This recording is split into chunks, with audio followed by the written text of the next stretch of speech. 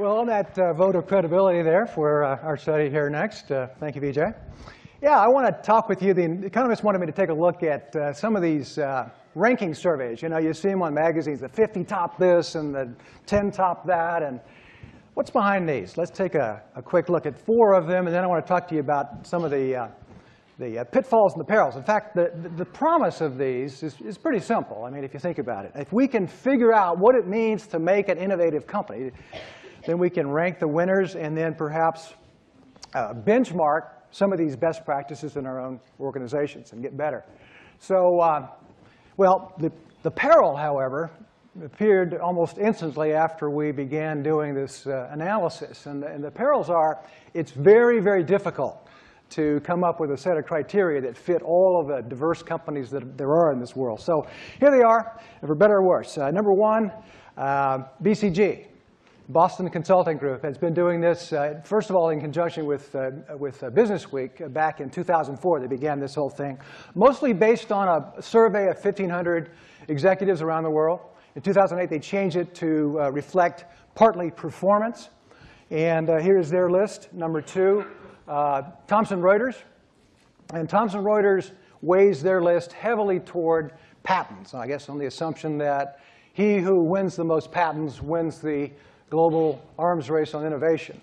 And even they admit that that's not necessarily the full picture, especially in this age of patent trolling and patent prevention of the other guy from actually innovating. Number 3, Forbes magazine uses what they call the innovation premium methodology, which is basically investors bidding up the price of a company based on their expectation of future innovative results.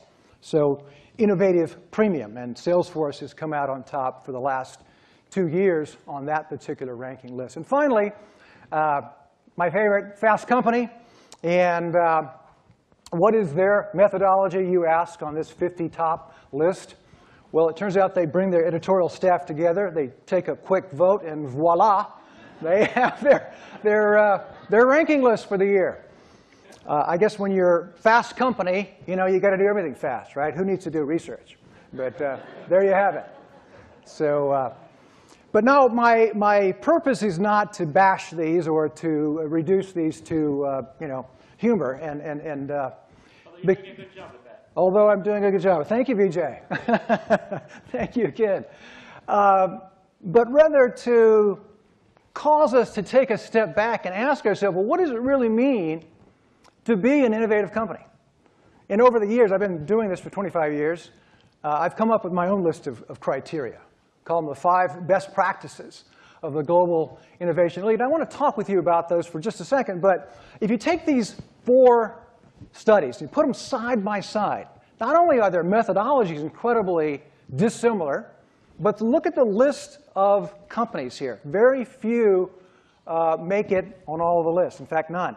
Apple and Google, the so-called Bobbsey twins of innovation excellence, show up on 2 out of the lists, as does IBM. And some of them, though, if you really start looking carefully, are downright weird. I mean, BCG's list going on performance, and Sony, our good friends at Sony, have been hemorrhaging cash over the last 4 years. They had their biggest loss ever in the last year in their 67-year history. And you kind of wonder why they made it on that list. But the winner, as I'm sure those of you in the room who are a quick study here probably saw, that Amazon is on 3 of the 4 lists, the most of the 4 lists there.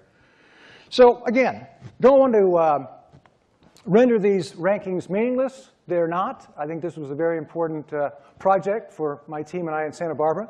But rather to have us look at what that would be. And so let's look at these 5 best practices that I believe are essential ingredients for any company that wants to sustain innovation and not just be a flash in the pan. So number 1, let's take these one by one.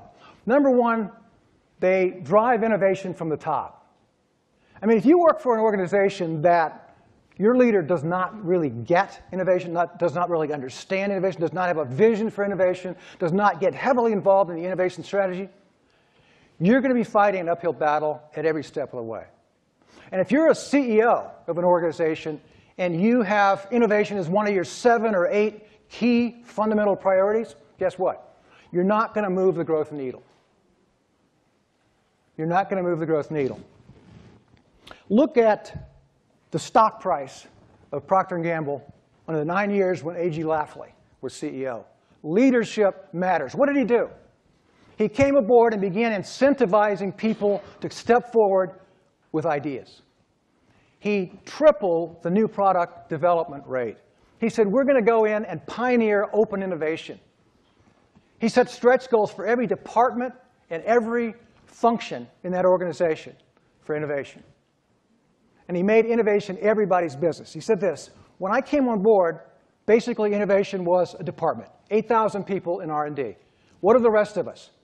He said, today, everybody in the organization knows that they have a responsibility and a role to play in innovation.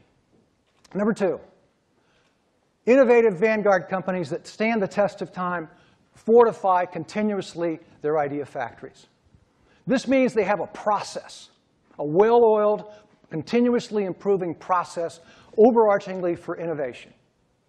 You've got to have a process. You know, a lot of people think that innovation is about the dough, the money. And it is. A lot of people think it's about the grow. And certainly it is. Innovation is probably the key way of growing an organization. But I think it's about the flow. Fundamentally, it's about the flow of ideas through your organization. The input, throughput, and output of fresh, powerful, compelling ideas that build your future. So what is the process? And if we were a team of researchers, let's say we got a grant from The Economist, and we as a team of people here could fan out, I would want to study qualitatively the process of innovation in that organization. So number 2, I love what Simon Spencer, he was the first innovation champion at a company called Borg Warner out of Chicago. He said, at some point we looked around, we had a process for everything else around here. Why not for innovation? Well, today Borg Warner has a very effective process for innovation. Number 3, innovation vanguard companies collaborate with their customers. They don't want to know just what the present needs of customers are or even what the unmet needs of customers are. They want to focus on the unarticulated needs of customers so they can think ahead of the curve. That's a fundamental reality.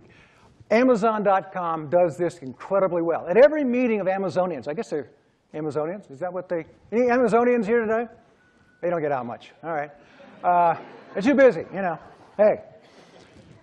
But every meeting at Amazon, they have an empty chair. Why? Purely symbolic. They want to keep the focus, in that chair is the customer, the voice of the customer. They want to keep the focus in Amazon on the customer at all times, right? So here's what Jeff Bezos said. He said, we innovate by starting with the customer and working backwards. He said, that becomes a touchstone for how we invent. He went on to say in this interview, and the other guys, they start with, what is this going to do for us? How are we going to benefit from this innovation? So it's critical to collaborate with the customer. Number 4, cultivate a risk-taking culture. We've been talking a lot this morning about risk-taking. But you know, out in organizational Fortune 500, S&P 500, whatever you want to talk about in terms of the 500 largest organizations or even the 1,000 largest organizations, not only in this country, but around the world, risk aversion is a high art. That's the reality. Risk-averse behavior on the part of individual employees, which adds up to risk-averse culture throughout. Except at the vanguard. Except at companies like Hyundai. Go back with me in your mind to the depths of the Great Recession. It's been about December 2008. Fear is palpable. The global economy is teetering on the edge of the abyss. If you're in the car business, your product is simply not selling. You're down 30 to 50%. And everybody in the car business, the big 4 at least, are all asking the same basic question. How do we move more cars? Do we need to rebate? What do we need to do? Discount? But Hyundai asked a different question. They said, why aren't people buying cars? Oh, the answer is pretty obvious. Because they're afraid in the next 12 months they'll lose their job. So they came up with an unconventional solution to very unconventionally challenging times. A 1-year, no-cost return guarantee. If you lose your job in the next 12 months, you can bring the car back. We'll take the car back. Now, was that risky? Absolutely. But did it pay off for Hyundai? When the other guys are down 30 to 50%, Hyundai is up 14% during this period. They've come out of nowhere, number 10 on the BCG list. And fifth and finally, if you've led innovation from the top, if you've cultivated the culture, if you've done all of these things that we've been talking about here, number 5, you've got to make innovation everybody's business. Not just in R&D, not just in marketing, not just in the new product development arena. Everybody. IT, HR, payroll, manufacturing, operations, because you never know where your next breakthrough idea is going to come from. Thank you very much. All right. Thank you very much.